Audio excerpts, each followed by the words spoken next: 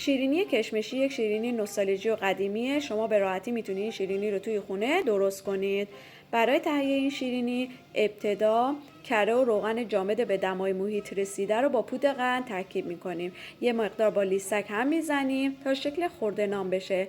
بعد با همزن چند دقیقه میزنیم تا کاملا حجیم و پفکی بشه. دورگیری میکنیم. بعد تخم مرغ رو اضافه میکنیم.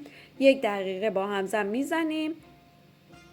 مجدد دورگیری میکنیم و تخم مرغ دوم به همراه وانیل رو اضافه میکنیم. 1 دقیقه دیگه با همزن میزنیم.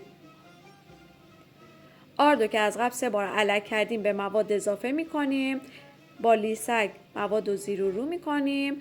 بعد با همزن چند ثانیه میزنیم تا یه خمیر چسبناک به دست بیاد. مخلوط کشمش و آرد رو اضافه میکنیم و داخل قیف میریزیم و روی سینی که کاغذ روغنی قرار دادیم با فاصله پایپ میکنیم.